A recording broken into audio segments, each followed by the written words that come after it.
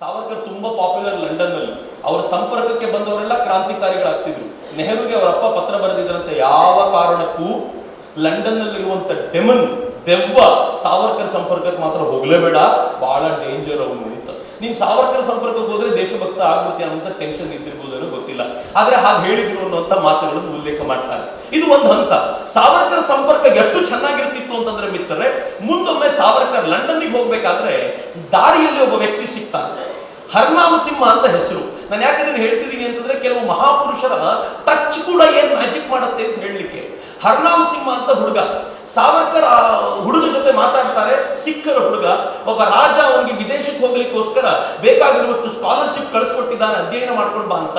ಈ ಸಿಖ್ಖರ ಹುಡುಗ ಅಲ್ಲಿಗೆ ಹೋಗಿ ವಾಪಸ್ ಅಲ್ಲಿಗೆ ಹೋಗೋ ಹೊತ್ತಲ್ಲಿ ಸಾವರ್ಕರ್ ಅವನ ರೂಮ್ ಮೇಟ್ ಆ ಹಡಗಿನಲ್ಲಿ, ಅವನ ರೂಮ್ ಅಂತ ಸಾವರ್ಕರ್ ರೂಮ್ ಒಂದೇ ಜೊತೆಲೇ ಇರ್ತಿದ್ರು. ಅವನು ಪೇಟ ಹಾಕೊಂಡು ಹೊರಗಡೆ ಹೋದ್ರೆ ಉಳಿದವರೆಲ್ಲ ನಗ್ತಾ ಇದ್ರು. ಚಿಕ್ಕ ಚಿಕ್ಕ ಮಕ್ಕಳು ಆಡ್ಕೊಂಡು ನಗ್ತಿದ್ರು ಪೇಟ ನೋಡು ಅಂತ. ಅವ್ರ ಅಪ್ಪ ಅಮ್ಮಂದ್ರು ಕೂಡ ಆಡ್ಕೊಂಡು ನಗುವಾಗ ಜೊತೆಯಲ್ಲಿದ್ದ ಮತ್ತೊಬ್ಬ ವ್ಯಕ್ತಿ ಸಾವರ್ಕರ್ ಹೇಳ್ತಾನೆ, ಥೂ ಇವ್ರು ಎಷ್ಟು ಹೇಳಿದ್ರು ಗೊತ್ತಾಗಲ್ಲ, ಬ್ರಿಟಿಷರು ನಮ್ಮನ್ನು ನೋಡ್ಕೊಂಡು ನಗೋ ತರ ಯಾಕೆ ಡ್ರೆಸ್ ಮಾಡ್ಕೋಬೇಕು, ಈ ಪೇಟವನ್ನು ತೆಗಿಲಿಕ್ಕಾಗಲ್ವಾ ಇವರಿಗೆ ಅಂತ ಸಿಖ್ಖರಿಗೆ ಹೇಳಿದ್ರು. ಸಾವರ್ಕರ್ ಹೇಳ್ತಾರೆ, ಈ ಪೇಟವನ್ನ ಅವ್ರು ನೋಡಿ ನಗುತ್ತಾರೆ ಅಂತ ನಾವೇ ತೆಗಿಬೇಕು, ಇದು ನಮ್ಮ ಪರಂಪರೆಯಿಂದ ಬಂದಿರುವಂತದ್ದಾಗಿದ್ದರಿಂದ ನಾವು ತೆಗೆಯೋದಲ್ಲ, ಉಲ್ಟಾ ನಾವೆಲ್ಲರೂ ಪೇಟ ಹಾಕೊಂಡು ನಾಳೆಯಿಂದ ತಿರುಗಾಡೋಣ, ಅದ್ ಯಾವ ನಗಾಡ್ತಾನೋ ನೋಡೇ ಬರೋಣ ಅಂತ ಹೇಳಿ ಆ ಹಡಗಿನಲ್ಲಿ ಎಲ್ಲರೂ ಪೇಟ ಹಾಕೊಂಡು ತಿರುಗಾಡಿದ ಮೇಲೆ ಬ್ರಿಟಿಷರ ದನಿ ಉಡುಗಿ ಹೋಯ್ತು, ಮಾತಾಡೋದೇ ನಿಂತೋಯ್ತು. ಸಾವರ್ಕರ್ ಪ್ರಭಾವ ಹಂಗಿತ್ತು. ಆದ್ರೆ ಹರ್ನಾಮ್ ಸಿಂಹನಿಗೆ ಸಿಕ್ನೆಸ್ ಬಂದು ವಾಪಸ್ ಹೋಗ್ತೀನಿ ಅಂತ ನಿಶ್ಚಯ ಮಾಡಿದಾಗ ಸಾವರ್ಕರ್ ಒಂದ್ ಮಾತು ಹೇಳಿದ್ರು ಅವನಿಗೆ, ನೋಡೋ ಹರ್ನಾಮ, ಕೆಲವು ಕೈ ಬೆರಳಿಕೆಯಷ್ಟು ಬ್ರಿಟಿಷರು ಅಲ್ಲಿಂದ ಇಲ್ಲಿಗೆ ಬಂದು ನಮ್ಮನ್ನ ಆಳ್ವಿಕೆ ಮಾಡಿ, ನಮ್ಮನ್ನ ಲೂಟಿ ಮಾಡಿ, ಶೋಷಣೆ ಮಾಡ್ತಿರುವಾಗ ನಾವು ಇಲ್ಲಿಂದ ಅಧ್ಯಯನ ಮಾಡಿ ಅವ್ರ ದೇಶಕ್ಕೆ ಹೋಗಿ ಅಧ್ಯಯನ ಮಾಡಿ ಅವ್ರಿಗೆ ಪಾಠ ಕಲಿಸ್ತೀವಿ ಅಂತ ಹೇಳುವಂತ ಸಾಮರ್ಥ್ಯವೂ ಇಲ್ಲ ಅಂದ್ರೆ ಹೇಗೆ? ಹರ್ನಾಮ್ ಸಿಂಹ ಊರಿಗೆ ವಾಪಸ್ ಹೋಗ್ಬೇಕು ಅಂತ ನಿಶ್ಚಯ ಮಾಡ್ದ. ವಾಪಸ್ ಹೋಗಲ್ಲ ಸಾವರ್ಕರ್ಜಿ, ಮಾಡಬೇಕಾದ ಕೆಲಸವನ್ನು ಮುಗಿಸಿಯೇ ಹೋಗ್ತೀನಿ ಅಂತ ಅಭಿನವ ಭಾರತದ ಈ ವಿದೇಶದ ಸಂಘಟನೆ ಏನಿತ್ತೋ ಆ ಸಂಘಟನೆಯ ಮೊದಲ ಸದಸ್ಯನಾಗಿ ಪ್ರಮಾಣ ವಚನ ಸ್ವೀಕರಿಸಿದವನು ಹರ್ನಾಮ್ ಸಿಂಹ. ಯಾರು ಹೇಳಿಯಾಗಿ ವಾಪಸ್ ಹೋಗ್ಬೇಕು ಅಂತಿದ್ನೋ ಅವನು ಭಾರತದ ಸ್ವಾತಂತ್ರ್ಯಕ್ಕೋಸ್ಕರ ತನ್ನನ್ನು ತಾನು ಸಮರ್ಪಿಸಿಕೊಳ್ಳಿಕ್ಕೆ ಸಿದ್ಧನಾದ್ರಲ್ಲ, ಅದು ಸಾವರ್ಕರ್ ಸಂಪರ್ಕ ಅಂತ. ಸಾವರ್ಕರ್ ಅನೇಕರನ್ನ ಹಿಗ್ತಮ್ ಸಂಪರ್ಕದಿಂದ ಬದಲಾಯಿಸಿರುತ್ತೆ. ನಾನು ಮುಂದೆ ನಿಮ್ಗೆ ಹೇಳ್ತೀನಿ. ಈ ತರದ ಸಾವರ್ಕರ್ 1905-6ರಲ್ಲಿ ಅವರು ಕಾಳಾ ಪತ್ರಿಕೆಯಲ್ಲಿ ಒಂದು ಆಡ್ ನೋಡಿದ್ರು, ಅಡ್ವರ್ಟೈಸ್ಮೆಂಟ್ ಏನು ಅಂತಂದ್ರೆ, ಯಾರಿಗೆ ಲಂಡನ್ ನಲ್ಲಿ ಓದಬೇಕು ಅಂತ ಮನಸ್ಸಿದೆಯೋ ಅವರಿಗೊಂದು ಸ್ಕಾಲರ್ಶಿಪ್ ಕೊಡ್ಲಾಗುತ್ತೆ.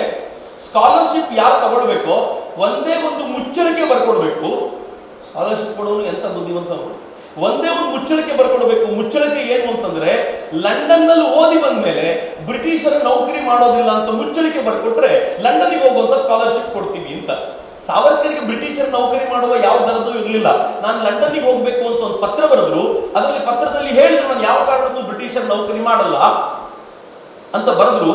ಆದ್ರೆ ಅವ್ರಿಗೆ ಸ್ಪಷ್ಟವಾಗಿ ಗೊತ್ತಿತ್ತು, ಬ್ರಿಟಿಷರು ಇಲ್ಲಿ ಬಂದು ನಮ್ಮ ಶೋಷಣೆ ಮಾಡೋದಾದ್ರೆ ನಾವು ಲಂಡನ್ನಿಗೆ ಹೋಗಿ ಅವರ ಗುಹೆಯೊಳಗೆ ನುಗ್ಗಿ ಅವರ ಕೇಸರವನ್ನು ಜಗ್ಗಾಡುವ ತಾಕತ್ತನ್ನ ತೋರಿಸಬೇಕಾಗಿದೆ ಅಂತ ಸಾವರ್ಕರ್ ಚೆನ್ನಾಗಿ ಗೊತ್ತಿತ್ತು.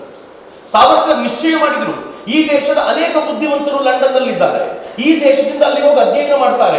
ಬ್ರಿಟಿಷರು ಬ್ರೈನ್ ವಾಶ್ ಮಾಡಿದ ನಂತರ ಇಲ್ಲಿಗೆ ಬಂದು ನಮಗೆ ಪಾಠ ಹೇಳ್ತಿರ್ತಾರೆ. ಅದರ ಬದಲು ಅಲ್ಲಿಗೆ ಹೋಗಿ ಅವರು ಬ್ರೈನ್ ವಾಶ್ ಮಾಡಿ ಅವರನ್ನೇ ಬ್ರಿಟಿಷರ ವಿರುದ್ಧ ತಿರುಗಿಸಿದ್ರೆ ನಿಜವಾದ ಕ್ರಾಂತಿ ಆಗುತ್ತೆ, ಭಾರತದ ತಾಕತ್ತನ್ನ ಬ್ರಿಟಿಷರಿಗೆ ತೋರಿಸಂತಾಗುತ್ತೆ ಅಂತ ಆಲೋಚನೆ ಮಾಡಿ ಲಂಡನ್ಗೆ ಹೋಗಿದ್ರು.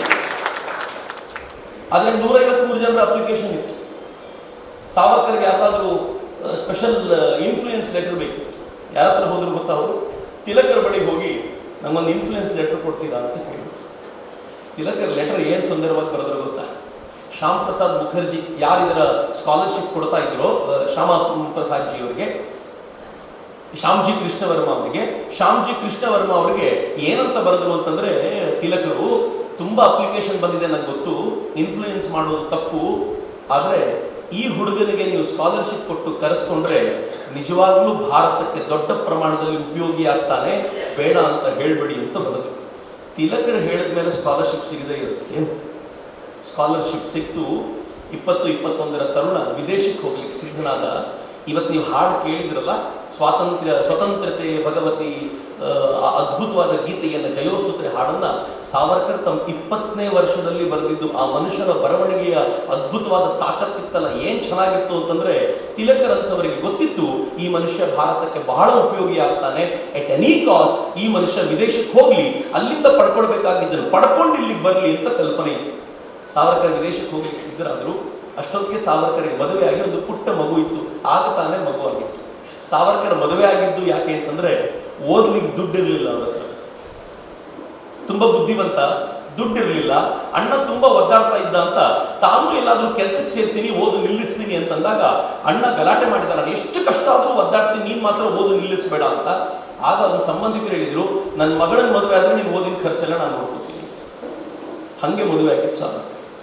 ಮದುವೆ ಆಗಿದ್ದವನಿಗೆ ಪುಟ್ಟ ಮಗು.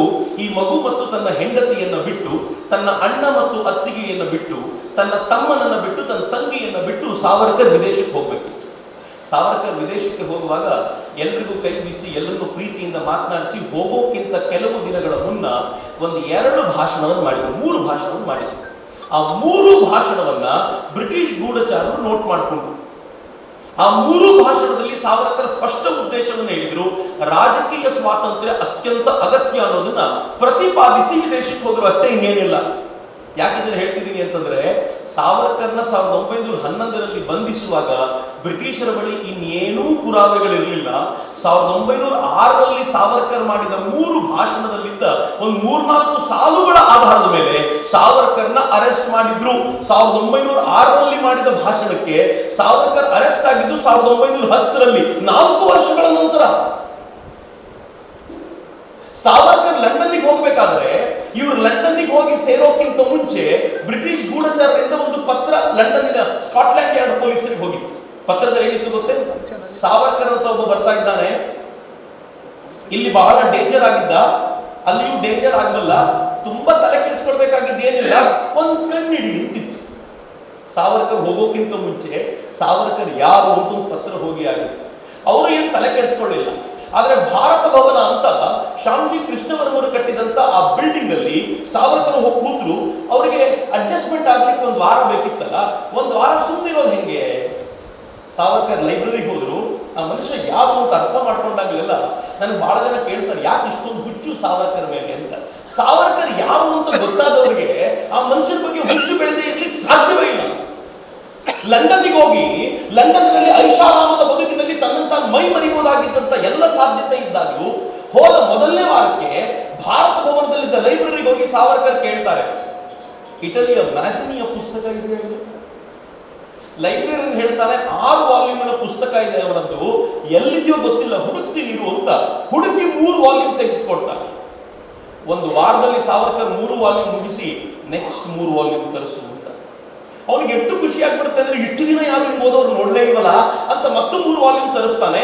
ಸಾವರ್ಕರ್ 6 ವಾಲ್ಯೂಮ್ ಅನ್ನು ಓದಿದ ನಂತರ ತಮ್ಮದೇ ಆದ ಶೈಲಿಯಲ್ಲಿ ಮ್ಯಾಸಿನಿಯ ಬದುಕನ್ನ ಮರಾಠಿಗೆ ತರ್ತಾರೆ. ಮರಾಠಿ ಒಂದು ಅದ್ಭುತವಾಗಿರುವಂತಹ ಮುನ್ನುಡಿಯನ್ನು ಬರೀತಾರೆ. ಅದಕ್ಕೆ ಹೋದ ಮೊದಲ 1 ತಿಂಗಳೊಳಗಾಗುವಂತ ಕೆಲಸ ಇದು. ಬರೆದು ಆ ಪುಸ್ತಕವನ್ನು ತನ್ನ ಅಣ್ಣನಿಗೆ ಭಾರತಕ್ಕೆ ಕಳಿಸ್ಕೊಡ್ತಾರೆ. ಅಲ್ಲಿವರೆಗೂ ಇವ್ರ ಮೇಲೆ ಬ್ರಿಟಿಷರ ಕಣ್ಣು ಇಲ್ಲದೆ ಹೋಗಿದ್ದರಿಂದ ಸಾವರ್ಕರ್ ಏನ್ ಮಾಡ್ತಾನೆ ಅಂತ ಚಿಂತನೆ ಇತ್ತು ಅಷ್ಟೇ. ಸಾವರ್ಕರ್ ತನ್ನ ಅಣ್ಣನಿಗೆ ಕಳಿಸ್ಕೊಡ್ತಾರೆ. ಅಣ್ಣ ಬಾಬಾ ಆ ಪುಸ್ತಕದ ಮ್ಯಾನುಸ್ಕ್ರಿಪ್ಟ್ ನೋಡ್ತಾನೆ. ಬಹಳ ಅದ್ಭುತವಾಗಿರುವಂತಹ ಮ್ಯಾನುಸ್ಕ್ರಿಪ್ಟ್. ಆ ಮ್ಯಾನುಸ್ಕ್ರಿಪ್ಟ್ ನಲ್ಲಿ ಈ ಪುಸ್ತಕವನ್ನ ಶಿವರಾಮ್ ಪರಾಂಜಪೆ ಅವರಿಗೆ ಮತ್ತು ತಿಲಕರಿಗೆ ಸಮರ್ಪಣೆ ಮಾಡಲಾಗಿದೆ ಅಂತಿತ್ತು. ಹೀಗಾಗಿ ತಿಲಕರಿಗೆ ತೋರಿಸಿದ್ರು. ತಿಲಕರು ಪುಸ್ತಕವನ್ನು ಓದಿ ಗಾಬರಿಯಾಗಿ ಹೇಳ್ತಾರೆ, ಬಹಳ ಡೇಂಜರ್ ಪುಸ್ತಕ, ಹುಷಾರಾಗಿ ಪಬ್ಲಿಷ್ ಮಾಡಬಹುದು. ತಿಲಕರು ಕೊಡುವಂತ ಸಂದೇಶ. ಸಾವರ್ಕರ್ ಅಣ್ಣ ಬಾಬಾ ಸಾವರ್ಕರ್ ಎಲ್ಲ ಪ್ರೆಸ್ ಅಲ್ಲೂ ಕೇಳ್ತಾರೆ, ಯಾವ ಪ್ರೆಸ್ ಅವರು ಮುದ್ರಣ ಮಾಡ್ಲಿಕ್ಕೆ ಒಪ್ಕೊಳ್ಳಲ್ಲ, ಬ್ರಿಟಿಷರು ನಮ್ಮನ್ನ ತುಳಿದೇ ಬಿಡ್ತಾರೆ ಆಮೇಲೆ ಅಂತ. ಕೊನೆಗೆ ತಮಗೆ ಹಿಡಿತವಿದ್ದ ಕೆಲವು ಪ್ರೆಸ್ಗಳನ್ನ ಮಾತನಾಡಿಸಿ ಒಂದು ಪ್ರೆಸ್ ಅಲ್ಲಿ ತಾನೇ ಪಬ್ಲಿಷರ್ ಅಂತ ಕರ್ಕೊಂಡು ಅವತ್ತಿನ ದಿನಗಳಲ್ಲಿ 2000 ಕಾಪಿಯನ್ನ ಇಟಲಿಯ ಮ್ಯಾಸಿನಿಯ ಪುಸ್ತಕವನ್ನ ಪಬ್ಲಿಷ್ ಮಾಡ್ತಾರೆ. ಮರಾಠಿ ಭಾಷೆಯಿಂದ ಮ್ಯಾಸಿನಿ ಪುಸ್ತಕ. ಈ ಪುಸ್ತಕದ ಕುರಿತಂತೆ ಕಾಳಾಪತ್ರಿಕೆ ಬರೆಯುತ್ತೆ. ನಮ್ಗೆ ಬಹಳ ಇಷ್ಟವಾಗುವಂತ ಸಾಲುಗಳದು. ಸಾವರ್ಕರ್ ಅಂದ್ರೆ ಯಾರು ಅಂತ ಗೊತ್ತಾಗ್ಲಿಕ್ಕೆ ಅಂತ ಅವ್ರು ಇಂಟ್ರೊಡಕ್ಷನ್ ಕೊಡಬೇಕಾದ್ರೆ ಕಾಳಾಪತ್ರಿಕೆ ಈ ಸಾಲು ಕೊಟ್ರೆ ಸಾಕು ಅಷ್ಟೇ. ಇಲ್ಲಿದ್ದಷ್ಟು ಕಾಲ ಈ ದೇಶದ ತರುಣರಿಗೆ ಪ್ರೇರಣಾ ಸ್ರೋತವಾಗಿದ್ದ ಸಾವರ್ಕರ್ ಲಂಡನ್ನಿಗೆ ಹೋದ ನಂತರವೂ ಇದೇ ದೇಶದ ಕೆಲಸ ಮಾಡ್ತಾ ಇದ್ದಾರೆ. ಮೊದಲನೇ ಸಾಲು ಮುಂದೆ ಬರೀತಾರೆ, ಲಂಡನ್ ನಲ್ಲಿರುವಂತಹ ದೊಡ್ಡ ದೊಡ್ಡ ಕಟ್ಟಡಗಳು, ಲಂಡನ್ನ ವೈಭವ, ಲಂಡನ್ನ ಜನ, ಇದ್ಯಾವುದೂ ಸಾವರ್ಕರ್ನ ಆಕರ್ಷಿಸಲಿಲ್ಲ. ಅವರ ಮನಸ್ಸಿನಲ್ಲಿ ಇವತ್ತಿಗೂ ತಾಯಿ ಭಾರತಿ ರಾರಾಜಿಸ್ತಾ ಇದ್ದಾಳೆ.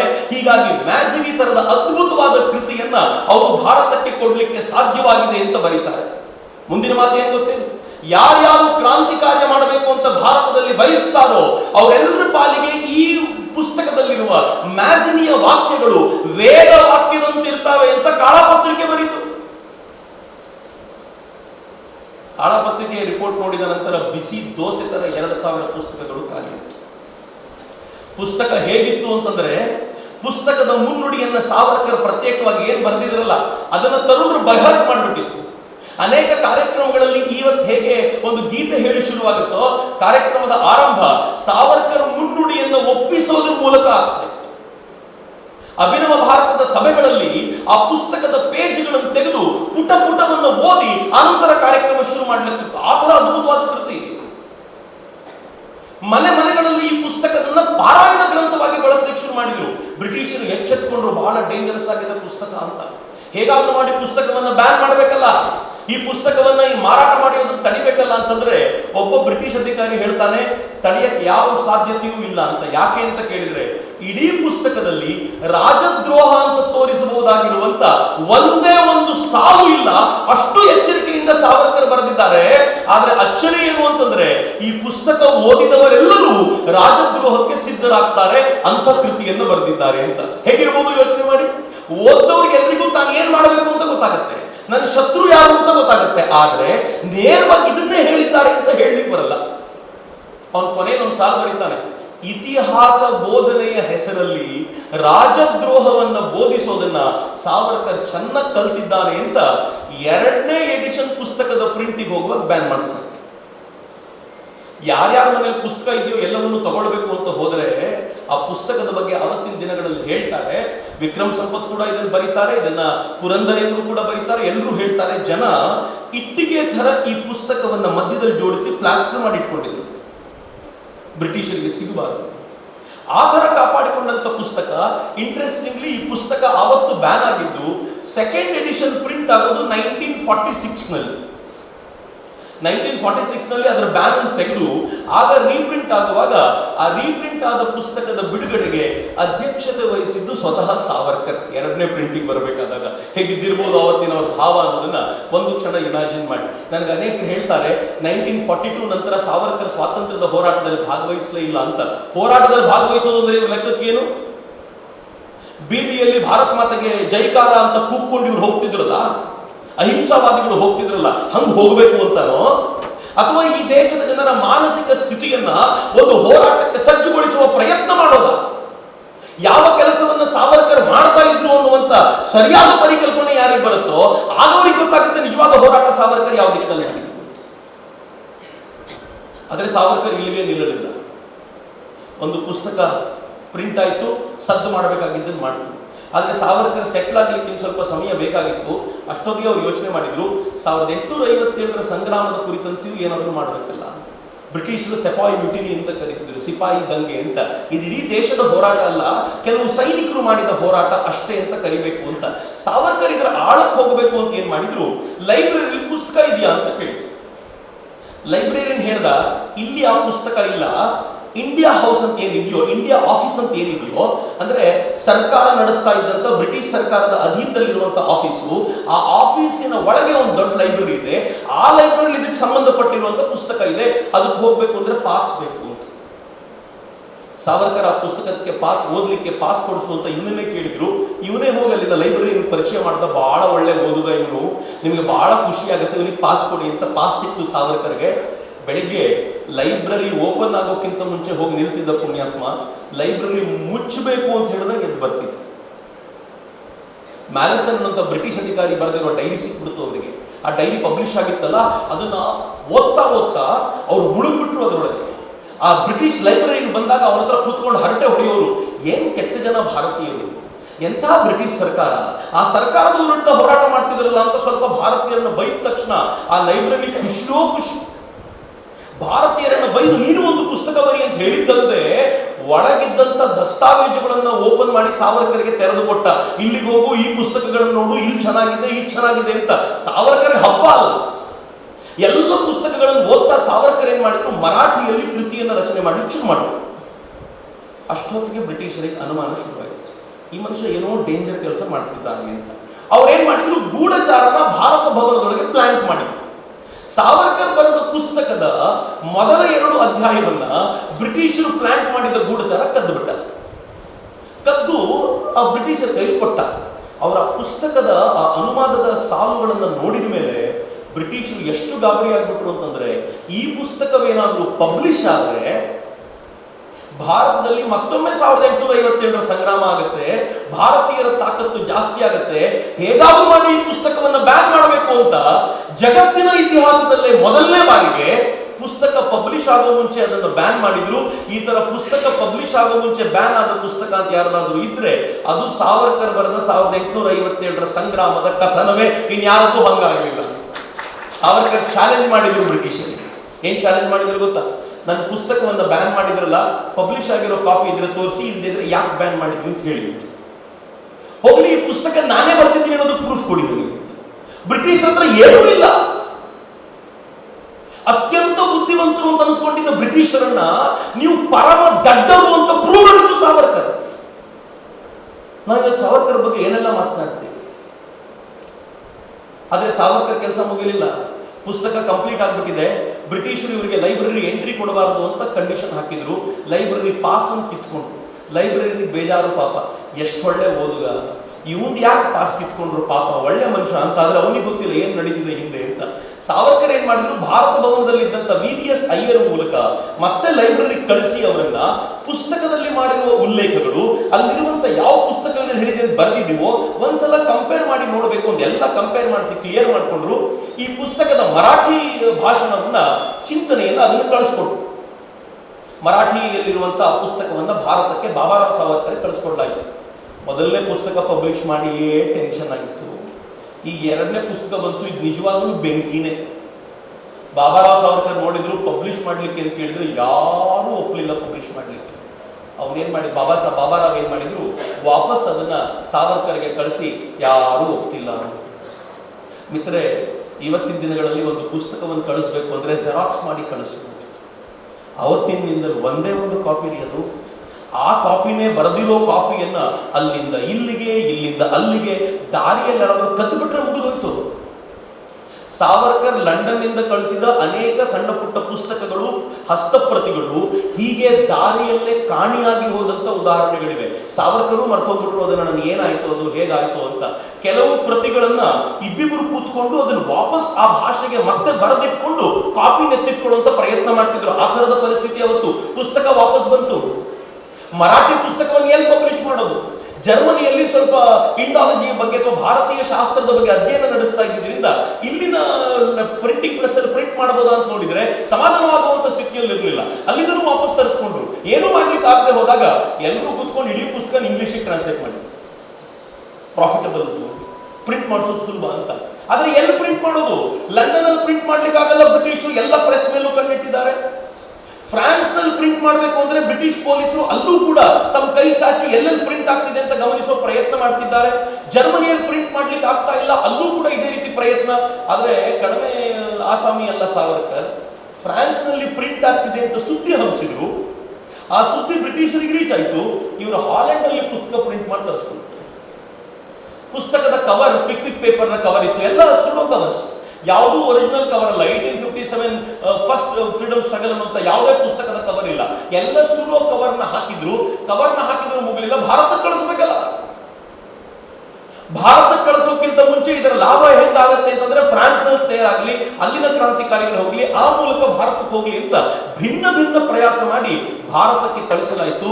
ಭಾರತದಲ್ಲಿ ಬೆಂಕಿ ಹತ್ತು ಬಿಡುತ್ತು 1857 ಸಂಗ್ರಾಮದ ಪುಸ್ತಕ ಬಂದ ಮೇಲೆ. ಮಿತ್ರ, ಈ ಪುಸ್ತಕವನ್ನ ಸಾವರ್ಕರ್ ಬರ್ತಿದ್ದು 1908ರಲ್ಲಿ. ಸಾವರ್ಕರ್ ಲಂಡನ್ಗೆ ಹೋಗಿದ್ದು 1906ರಲ್ಲಿ. 1906 ನಂತರ ಮೊದಲನೇ ಪುಸ್ತಕ ಮ್ಯಾಸರಿ ಪುಸ್ತಕ ಬಂತು. 1907 ಮಧ್ಯಭಾಗದಲ್ಲಿ ಅವರು ಈ ಕೃತಿಯ ಕೆಲಸವನ್ನು ಶುರು ಮಾಡಿದ್ರು. 1908 ಪುಸ್ತಕವನ್ನ ಮೊದಲನೇ ಬಾರಿ ಪಬ್ಲಿಷ್ ಮಾಡಿ ಭಾರತಕ್ಕೆ ಕಳಿಸ್ಕೊಳ್ಳಲಾಯಿತು. ಈ ನಡುವೆ ಎರಡನೇ ಪಬ್ಲಿಕೇಶನ್ ಆಗಿದೆ ಯಾವಾಗ ಗೊತ್ತಾ? ಎರಡನೇ ಬಾರಿ ಪಬ್ಲಿಷ್ ಆಗಿದ್ದು ಗದರ್ ಅನ್ನುವಂಥ ವಿದೇಶಿ ಕ್ರಾಂತಿಕಾರಿಗಳು 1913-14 ವೇಳೆಗೆ ಎರಡನೇ ಬಾರಿಗೆ ಪುಸ್ತಕವನ್ನು ಪಬ್ಲಿಷ್ ಮಾಡಿದ್ರು. ಮೂರನೇ ಬಾರಿ ಪಬ್ಲಿಷ್ ಆಗಿದ್ದು 1920ರ ದಶಕದಲ್ಲಿ ಅದನ್ನ ಭಗತ್ ಸಿಂಗ್ ಮೂರನೇ ಬಾರಿ ಪಬ್ಲಿಕೇಶನ್ ಮಾಡಿದ್ರು. ನಾಲ್ಕನೇ ಬಾರಿ ಪಬ್ಲಿಷ್ ಆಗಿದೆ ಯಾವಾಗ ಗೊತ್ತಾ? 1942ರಲ್ಲಿ ಸುಭಾಷ್ ಚಂದ್ರ ಬೋಸರು ಈ ಪುಸ್ತಕವನ್ನ ಇಂಡಿಯನ್ ನ್ಯಾಷನಲ್ ಆರ್ಮಿ ಮೂಲಕ ಪಬ್ಲಿಷ್ ಮಾಡಿಸಿದ್ರು. ಅದರ ತಮಿಳು ಅನುವಾದವನ್ನು ಮಾಡಿಸಿ ತಮ್ಮ ಜೊತೆ ಇದ್ದಂತ ಅನೇಕ ತಮಿಳು ಸೈನಿಕರಿಗೆ ಓದಲಿಕ್ಕೆ ಕೊಡ್ತಾ ಇದ್ರು ಅಂತ ಒಂದು ಪುಸ್ತಕ 1908ರಲ್ಲಿ ಬರೆದಿದ್ದು 1945ರಲ್ಲೂ ಪ್ರೇರಣೆಯಾಗುವಂತ 3.5 ದಶಕಗಳ ಕಾಲ ಪ್ರೇರಣೆ ಕೊಟ್ಟಂತ ಕೃತಿ ಇದ್ರೆ ಅದು ಸಾವರ್ಕರ್ ಬರೆದ ಕೃತಿ ಅಂತ ಹೇಳಲಿಕ್ಕೆ ನನಗೆ ಬಹಳ ಮಾತಾಡೋರು ಬಹಳ ಮಾತಾಡ್ತಾರೆ. ಸಾವರ್ಕರ್ನ ನಿಂದಿಸಲು ಬಹಳ ನಿಂದಿಸ್ತಾರೆ. ಆದ್ರೆ 3.5 ದಶಕಗಳ ಕಾಲ ಈ ದೇಶದಲ್ಲಿ ಕ್ರಾಂತಿಯ ಕಿಚ್ಚನ್ನು ಹಿಡಿದಿಟ್ಟಂತ ಒಂದು ಕೃತಿ ಇದೆಯಲ್ಲ, ಅದು ಅವರದ್ದೇ. 3.5 ದಶಕ ಏನ್ರಿ, ಇವತ್ತಿಗೂ ಕೂಡ ನಮ್ಮ ಪಠ್ಯ ಪುಸ್ತಕದಲ್ಲಿ ಸಿಪಾಯಿ ದಂಗೆ ಅಥವಾ ಪ್ರಥಮ ಸ್ವಾತಂತ್ರ್ಯ ಸಂಗ್ರಾಮ ಅಂತ ಅನಿವಾರ್ಯವಾಗಿ ಇವರೇನಾದ್ರೂ ಕರೆದ್ರೆ ಆ ಅನಿವಾರ್ಯತೆಗೆ ಕಾರಣವಾಗಿದ್ದು ಸಾವರ್ಕರ್. ಅಕಸ್ಮಾತ್ ಸಾವರ್ಕರ್ ಏನಾದ್ರು ಆ ಕೃತಿಯನ್ನು ಬರಿದೇ ಹೋಗಿದ್ರೆ ಇವತ್ತು ನಮ್ಮ ಪಠ್ಯ ಪುಸ್ತಕಗಳಲ್ಲಿ ಸಿಪಾಯಿ ದಂಗೆ ಅಂತ ಓದ್ತಾ ಇರಬೇಕಾದಂತ ಪರಿಸ್ಥಿತಿ ಇತ್ತು. ಸಾವರ್ಕರ್ ಅದನ್ನ ಭಾರತದ ಹೋರಾಟವನ್ನಾಗಿ ರೂಪಿಸಿದ್ರಲ್ಲ, ಅದು ಬಹಳ ವಿಶಿಷ್ಟವಾದದ್ದು ಅಂತ. ಆದರೆ ಸಾವರ್ಕರ್ ಇಲ್ಲಿಗೆ ನಿಲ್ಲಿಲ್ಲ. ಅಲ್ಲಿ ಓದ್ತಾ ಇರುವಂತ ಎಲ್ಲ ಭಾರತೀಯ ವಿದ್ಯಾರ್ಥಿಗಳನ್ನು ಸೇರಿಸಿಕೊಂಡು ಅಭಿನವ ಭಾರತವನ್ನ ಗಟ್ಟಿಯಾಗಿ ಕಟ್ಟಿದ್ರು. ಲಂಡನ್ ಅಲ್ಲಿ ಕೂತ್ಕೊಂಡು ಬಾಂಬ್ ತಯಾರಿಕೆ ಮಾಡಿದ್ರಿ ಸಾವರ್ಕರ್. ಭಾರತದಲ್ಲಿ ಮೊದಲ ಬಾಂಬ್ ಸ್ಫೋಟಗೊಳ್ತಲ್ಲ, ಆ ಮೊದಲ ಬಾಂಬ್ ಸ್ಫೋಟಗೊಳ್ಳುವುದಕ್ಕೆ ಪ್ರೇರಣೆಯಾಗಿದ್ದು ಸಾವರ್ಕರ್. ಹೇಮಚಂದ್ರ ಕಾನೂಂಗೋನ, ATP ಆಚಾರ್ಯರನ್ನ, ತಮ್ಮ ಜೊತೆ ಇದ್ದ ಕೆಲವರನ್ನ ಬಾಂಬ್ ಮ್ಯಾನ್ಯುಯಲ್ ತರಲಿಕ್ಕೆ ಅಂತ ಕಳಿಸ್ಕೊಟ್ಟು ರಷ್ಯನ್ ಭಾಷೆಯಲ್ಲಿದ್ದ ಆ ಬಾಂಬ್ ಮ್ಯಾನ್ಯುಯಲ್ ನ ಇಂಗ್ಲಿಷ್ಗೆ ತರ್ಜುಮೆ ಮಾಡಿಸಿ ಅದನ್ನ ಸೈಕ್ಲೋಸ್ಟೈಲ್ ಮಾಡಿಸಿ ಅದನ್ನ ರೀಪ್ರಿಂಟ್ ಮಾಡಿಸಿ ಭಾರತಕ್ಕೂ ಸಾಕಷ್ಟು ಕಾಪಿಗಳು ಬಂಗಾಳದಿಂದ ಹಿಡಿದು ಮಹಾರಾಷ್ಟ್ರದವರೆಗೆ ಎಲ್ಲ ಕ್ರಾಂತಿಕಾರಿಗಳಿಗೂ ಸಿಗುವಂತೆ ಮಾಡಿ ಭಾರತದಲ್ಲಿ ಬಾಂಬ್ ತಯಾರಿಕೆಗೆ ಮುಂದೆ ಮಾಣಿಕ್ತೋಲಾ ಬಾಂಬ್ ಕೇಸ್ ಏನ್ ನಡೀತಲ್ಲ, ಆ ಮಾಣಿಕ್ತೋಲಾ ಬಾಂಬ್ ಕೇಸಿಗೆ ಬೇಕಾಗಿರುವಂತಹ ಮೂಲ ದ್ರವ್ಯವನ್ನ ಒದಗಿಸಿಕೊಟ್ಟಿದ್ದು ಸಾವರ್ಕರ್. ಸಾವರ್ಕರ್ ಅಣ್ಣ ಬಾಬಾರಾವ್ ಅವರನ್ನ ಅವರ ಮನೆಯಲ್ಲಿ ಅಟ್ಯಾಕ್ ಮಾಡಿ ಸಿಕ್ಕಿದಾಗ, ದಾಳಿ ಮಾಡಿದಾಗ ಅವ್ರ ಮನೆಯಲ್ಲಿ ಇದೇ ಬಾಂಬ್ ಮ್ಯಾನ್ಯುಯಲ್ ಸಿಕ್ತು. ಆ ಕಾರಣಕ್ಕೋಸ್ಕರ ಅವರನ್ನ ಕಾಲಪಾನಿ ಕಳಿಸ್ತಾ ಇದ್ದು, ಬರೀ ಬಾಂಬ್ ಮ್ಯಾನ್ಯುಯಲ್ ಕಾರಣಕ್ಕೋಸ್ಕರ. ಆದ್ರೆ ಈ ಬಾಂಬ್ ಮ್ಯಾನ್ಯುಯಲ್ ಮೂಲವಾಗಿ ತರಿಸ್ಕೊಂಡು ಅದನ್ನ ಅನುವಾದ ಮಾಡಿಸಿ ಕಳಿಸುವಂತ ಪ್ರಯತ್ನ ಇತ್ತಲ್ಲ, ಅದರಿಂದ ಇದ್ದವರು ಸಾವರ್ಕರ್. ನಾನು ಯಾಕೆ ಸಾವರ್ಕರ್ ಒಂದು ಹುಟ್ಟು ಬೇಕಾಗಿತ್ತು ಅಂತಂದ್ರೆ, ಇಡೀ ದೇಶಕ್ಕೆ ಬೇಕಾಗಿದ್ದ ಈ ಮೊಮೆಂಟಮ್ ಅನ್ನು ಕೊಡಬೇಕಾದಂತ ಅಗತ್ಯ ಇತ್ತಲ್ಲ ಕ್ರಾಂತಿಯ ಹೋರಾಟಕ್ಕೆ, ಅದನ್ನ ಸಾವರ್ಕರ್ ಮಾಡಿದ್ರು ಅಂತ ಹೇಳಲಿಕ್ಕೋಸ್ಕರ ಇಷ್ಟೆಲ್ಲ ಎಲ್ಲ ಮಿತ್ರರನ್ನ ಅಲ್ಲಿದ್ದವರೆಲ್ಲ ಸೇರಿಸ್ಕೊಂಡು ಅವ್ರ ಮೂಲಕ ಬಾಂಬ್ ತಯಾರಿಕೆಗೆ ಶುರು ಮಾಡಿದ್ರು. ಬ್ರಿಟಿಷರಿಗೆ ಗೊತ್ತಾಗಲಿಲ್ಲ. ಸ್ಕಾಟ್ಲ್ಯಾಂಡ್ ಯಾರ್ಡ್ ಪೊಲೀಸರು ಬಹಳ ಬುದ್ಧಿವಂತರು ಅಂತಾರೆ. ಸಾವರ್ಕರ್ ಅವರ ನಡುವೆನೆ ಈ ತರದೊಂದು ಬಾಂಬ್ ತಯಾರಿಕೆ ಪ್ರಯತ್ನ ಮಾಡ್ತಿದ್ರು ಅಂತ ಗೊತ್ತಾಗಿದ್ದು ಯಾವಾಗ ಗೊತ್ತಾ? ಸಾವರ್ಕರನ್ನ ಅರೆಸ್ಟ್ ಮಾಡಿದ ನಂತರ ಚತುರ್ಭುಜ ಅಮೀನ್ ಅಂತ ಅವ್ರ ಜೊತೆ ಇರುವಂತ ಒಬ್ಬ ಇದ್ದವನು ಅವನು ಬಾಯ್ಬಿಟ್ಟ, ಸಾವರ್ಕರ್ ಒಳಗೆ ಬಾಂಬು ತಯಾರಿಕೆ ಮಾಡ್ತಿದ್ರು ಅಂತ. ಬ್ರಿಟಿಷರು ಗಾಬರಿ ಆಗ್ಬಿಟ್ರು. ಭಾರತದಲ್ಲಿ ಮಾಡಿದ್ದಲ್ಲ, ಲಂಡನ್ ಅಲ್ಲಿ ಮಾಡಿದ್ದಾತ ಅಂತ. ಆಗ ಅದನ್ನು ಕೇಳಿದ ಸಾವರ್ಕರ್ ಜೊತೆಯಲ್ಲೇ ಇದ್ದ ಕೆಲವು ಮಿತ್ರರು ಹೇಳ್ತಾರೆ, ಹೌದು, ಕೆಲವೊಂದ್ಸಲ ಭಾಷಣ ಮಾಡ್ಲಿಕ್ಕೆ ಅಂತ ಬಂದಾಗ ಅವ್ರ ಮೈ ಮೇಲೆ ಎಲ್ಲೋ ಸ್ಟೈನ್ಸ್ ಇರ್ತಿತ್ತು. ಯಾಕೆ ಅಂತ ಈಗ ಗೊತ್ತಾಗ್ತಿದೆ ಅಂತ. ಪಿಕ್ರಿಕ್ ಆಸಿಡ್ ನಿಂದಾಗಿ ಶರ್ಟ್ ಕಲರ್ ಎಲ್ಲೋ ಆಗ್ಬಿಡುತ್ತೆ ಕೆಲವೊಂದ್ಸಲ ಅದು ಸಿಡಿದ್ರೆ, ಆ ತರ ಆಗ್ತಿತ್ತು ಅಂತ ನಮ್ಗೆ ಈಗ ಗೊತ್ತಾಗ್ತಿದೆ ಅಂತ. ಸಾವರ್ಕರ್ ಏನ್ ಮಾಡ್ತಿದ್ರು ಅಂತ ಅವ್ರು ಯಾರಿಗೂ ಗೊತ್ತೇ ಇರಲಿಲ್ಲ. ಹೀಗಾಗಿ ಸಾವರ್ಕರ್ನ ಡೇಂಜರ್ ಅಂತ ಕರೀತಿದ್ರು. ಇವೆಲ್ಲದರ ನಡುವೆ ಸಾವರ್ಕರ್ ಸುಮ್ಮನಿರದೆ ಏನು ಮಾಡಿದ್ರು, ಎಲ್ಲೆಲ್ಲಿ ಪಿಸ್ತೂಲ್ ಸಿಗುತ್ತೋ ಆ ಪಿಸ್ತೂಲ್ ಅನ್ನ ಕೊಂಡ್ಕೊಂಡು ಬಂದು ಭಾರತಕ್ಕೆ ಸಾಗಿಸುವ ಪ್ರಯತ್ನ ಮಾಡಿದ್ರು. ಪುಸ್ತಕಗಳನ್ನ ಹರಿದು ಪಿಸ್ತೂಲಿನ ಶೈಲಿಗೆ ಆ ಪುಸ್ತಕಗಳಲ್ಲಿ ಪಿಸ್ತೂಲನ್ನಿಟ್ಟು ಅದನ್ನ ಭಾರತಕ್ಕೆ ಕಳಿಸ್ಕೊಡ್ತಿದ್ರು. ಇದೇ ಸಾವರ್ಕರ್ ಕಳಿಸಿದ ಪಿಸ್ತೂಲು ಭಾರತಕ್ಕೆ ಬಂತು. ಭಾರತಕ್ಕೆ ಬಂದಂತ ಪಿಸ್ತೂಲು ಅವರ ಅಣ್ಣನ ಕೈ ಸೇರಿತು. ಅವರ ಅಣ್ಣ ಅದನ್ನು ಹೇಗೋ ಮಾಡಿ ನಾಸಿಕ್ಗೆ ತಲುಪಿಸಿದ. ನಾಸಿಕ್ನಲ್ಲಿ ಪಿಸ್ತೂಲ್ ಇತ್ತು. ಅಷ್ಟೊತ್ತಿಗೆ ಲಂಡನ್ನಲ್ಲಿ ಏನಾದರೂ ಆಗಬೇಕಿತ್ತು. ಸಾವರ್ಕರ್ ಅಣ್ಣನನ್ನ ಬ್ರಿಟಿಷರು ಬಂಧನ ಮಾಡಿ ಕರ್ಕೊಂಡು ಹೋದ್ರು. ಕರ್ಕೊಂಡು ಹೋಗಿ ಅವ್ರನ್ನ ವಿಚಾರಣೆ ನಡೆಸಿ ಕಾಲಾಪಾನಿಗೆ ಅಂತ ಕಳಿಸ್ತಾ ಇತ್ತು.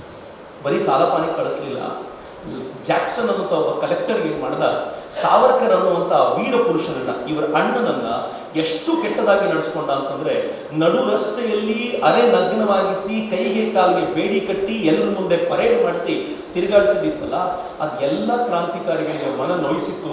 ಇದಕ್ಕೆ ಏನಾದರೂ ಪ್ರತಿಕ್ರಿಯೆ ತಗೊಳ್ಬೇಕು ಅಂತ ಅವ್ರು ಕಾಯ್ತಾ ಇತ್ತು. ಅದೇ ಪ್ರತಿಕ್ರಿಯೆಗೆ ಲಂಡನ್ನೂ ಕಾಯ್ತಾ ಇತ್ತು. ಆ ಲಂಡನ್ನಿನ ಪ್ರತಿಕ್ರಿಯೆಗೆ ಸಿಕ್ಕವನು ಮದನ್ಲಾಲ್ ಧಿಂಗ್ರಾ ಅನ್ನುವಂಥ ಕ್ರಾಂತಿಕಾರಿ. ಮದನ್ಲಾಲ್ ಧಿಂಗ್ರಾ ಪಂಜಾಬಿನ ಗಂಡುಗಲಿ. ಆ ಹುಡುಗ ಸಾವರ್ಕರ್ ಸಂಪರ್ಕಕ್ಕೆ ಬಂದ.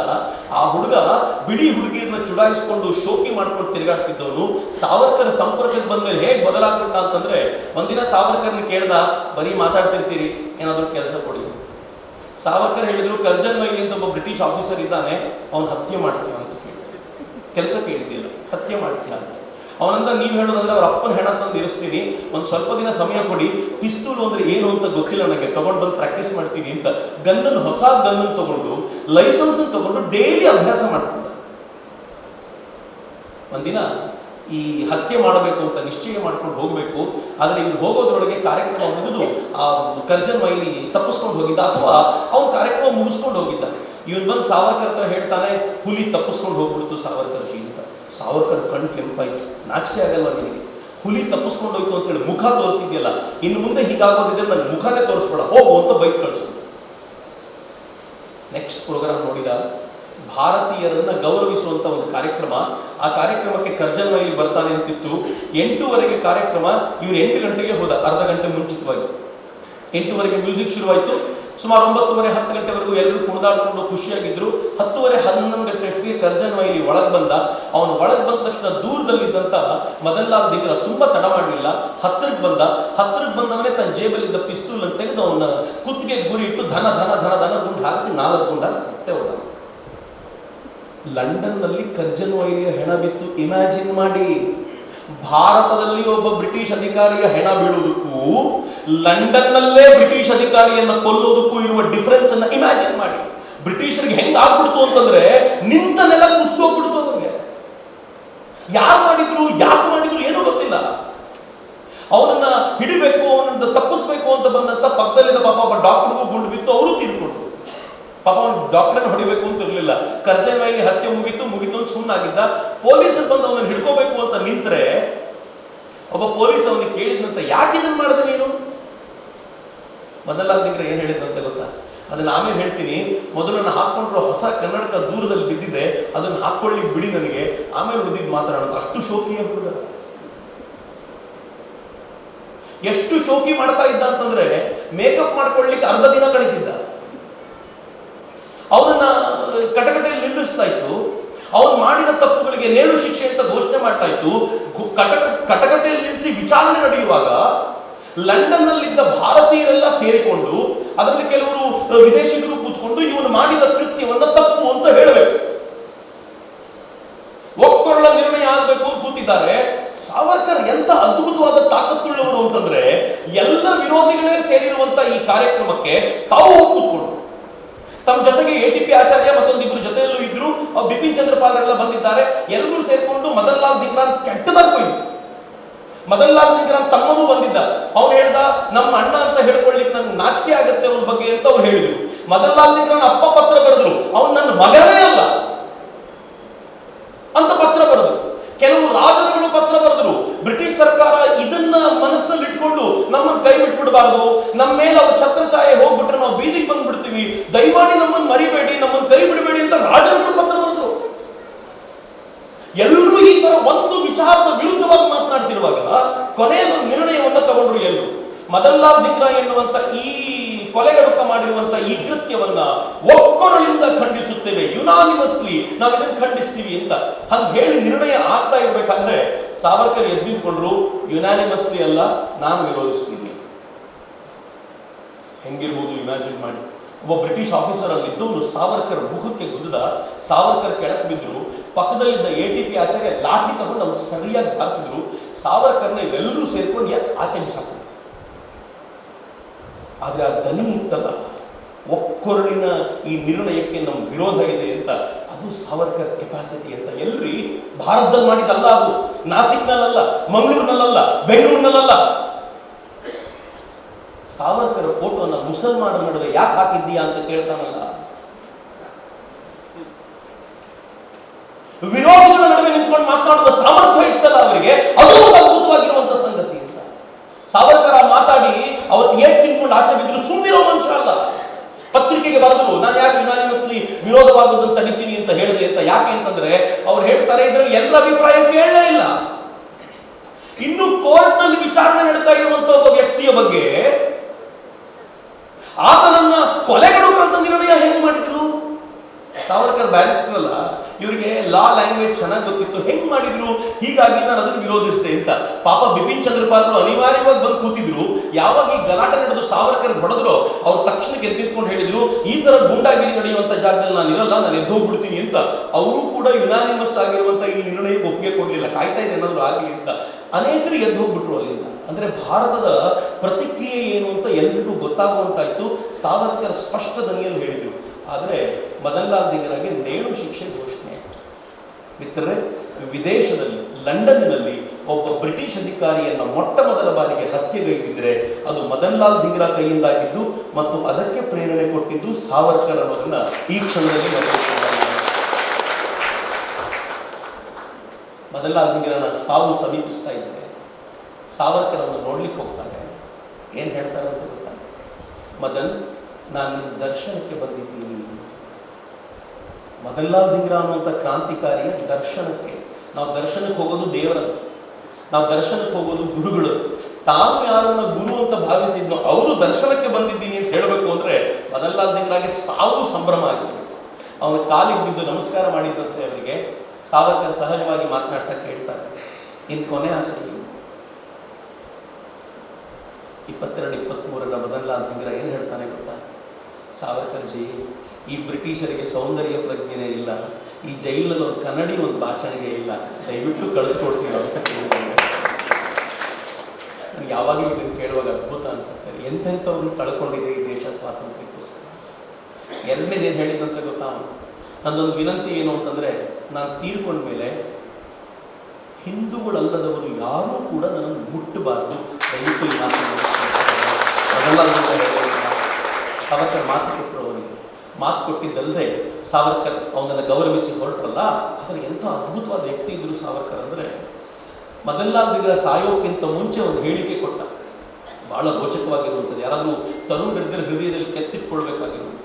ಏನು ಹೇಳಿಕೆ ಕೊಟ್ಟ ಅಂತಂದ್ರೆ, ನನ್ನ ದೇಶಕ್ಕೆ ಮಾಡುವ ಅವಮಾನ ಅದು ನನ್ನ ಭಗವಂತನಿಗೆ ಮಾಡುವ ಅವಮಾನ. ನನ್ನ ಭಗವಂತನಿಗೆ ಯಾರಾದರೂ ಅವಮಾನ ಮಾಡಿದರೆ ಅವರಿಗೆ ಏನ್ ಮಾಡಬೇಕೋ ಅದನ್ನೇ ಕರ್ಜನ್ ವೈಲಿಗೆ ಮಾಡಿದ್ದೀನಿ, ಹೀಗಾಗಿ ಕ್ಷಮೆ ಕೇಳುವ ಪ್ರಶ್ನೆಯೂ ಇಲ್ಲ. ಎರಡನೇದು ಅವನು ಹೇಳಿದ, ನಾನು ಈ ಕೆಲಸವನ್ನ ಮಾಡಿ ಹೋಗ್ತೀನಲ್ಲ, ನನ್ನ ದೇಶದ ಜನಕ್ಕೆ ದೇಶಕ್ಕೋಸ್ಕರ ಪ್ರಾಣ ಕೊಡೋದು ಅಂದ್ರೆ ಏನು ಅಂತ ಗೊತ್ತಿಲ್ಲ. ನಾನು ತೀರ್ಕೊಂಡಿದ್ದನ್ನ, ನಾನು ಈ ತರ ಸಾಯೋದನ್ನ ನೋಡಿ ಅವರು ದೇಶಕ್ಕೋಸ್ಕರ ಪ್ರಾಣ ಕೊಡ್ಲಿಕ್ಕೆ ಧಾವಿಸಿ ಬರೋದನ್ನ ನೀವೇ ನೋಡ್ತೀರಾ ಅಂತ ವಿಸ್ತಾರವಾಗಿ ಬರೆದಿರುವಂತ ಒಂದು ಹೇಳಿಕೆಯನ್ನ, ಬರೆದಿರೋ ಹೇಳಿಕೆಯನ್ನು ಕೊಟ್ಟ. ಆ ಹೇಳಿಕೆ ನೋಡಿ ಬ್ರಿಟಿಷರು ಗಾಬರಿಗೊಂಡ್ರು. ಈ ಹೇಳಿಕೆ ಪ್ರಕಟಗೊಂಡ್ರೆ ಬಹಳ ಡೇಂಜರ್ ಆಗ್ಬಿಡುತ್ತೆ ಅಂತ